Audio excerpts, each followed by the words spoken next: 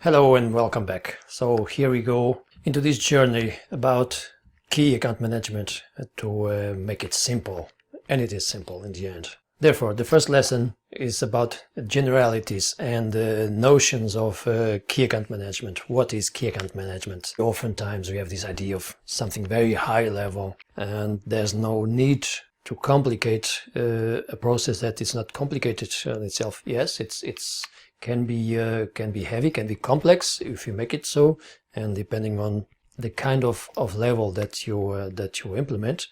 But with the right knowledge and with the right background, you will find out that it's not such a big monster. So KAM is a relationship management process driven by sales professionals and applied to a standard model. There is a model in place, and then of course, depending on the customer specifics and depending of your intention, customer intention, strategic intentions, you will define which is the best approach for each account. When you know the basics, then everything comes much easier.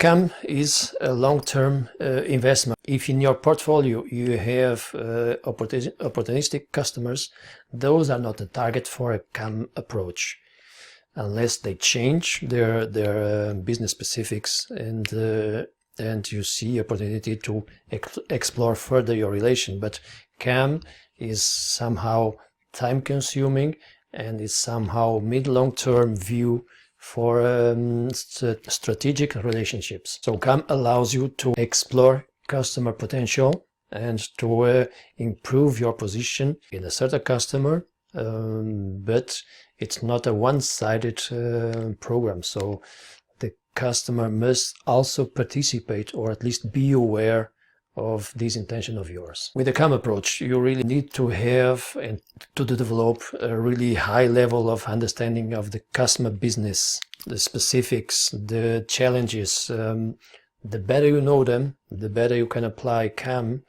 and the better or the higher the returns that you can have.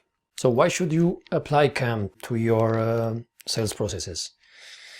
Because it will allow you customer consolidation and power. When you have a more strategic position within a customer, they have more difficulties to switch to another supplier. They have more difficulties to change supplier or to jump on and off because of the relation that you have built and because of the solutions that you have accomplished with this process. So why is KAM used? KAM is used because more and more customers, depending of, again, in your portfolio, you will have different kind of customers. You will have opportunistic. You have customers that are already on mature level without further development or opportunity to explore. But you have also customers with very high potential where your position is not high, and probably you have some very important customers. And having this segregation allows you to determine which customers should you target for a KAM approach, and what would be the implications in terms of resources applied and returns on investment. There are certainly a number of customers that want to be part of a KAM process with their suppliers, because this leads to a higher level of trust, a higher level of security of supply, a higher level of transparency. You see more and more that this program grows wider, it grows regional, grows even global. You can have a KAM approach to not only a local office, but with the mother house in other different countries and in different regions. KAM allows you to structure also that kind of relation. So KAM allows you to come up with solutions that will lock in the customer, and that's why it's a long-term process or relation. It will have some time for investment, for sensing and assessing each other's needs and constraints to come up with solutions, and therefore people will not throw away all that investment and all the benefits of the solutions found. To implement KAM, these are the fundamentals. It depends on the nature of the customer, the nature of the opportunity, and the nature of the supplier. So it depends on your strategic intent, depends on the strategic intent from the customer and the opportunity that lies there.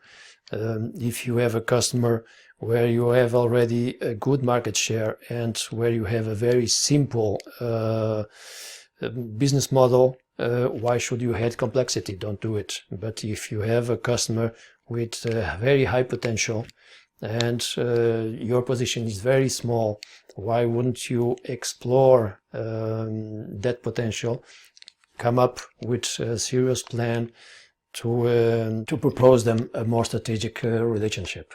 These are the basics of KAM. Why KAM? What is KAM about? What are the benefits? And the benefits are always, of course, translated in return of investment. And bear in mind, there is investment from your side in people, in time, and in resources as well. Okay? Let's go to the next session. For sure you'll have questions, you will have doubts. Park them a little bit, because probably they will be tackled in the next chapters. And if not, in the end, just send me your questions. Okay?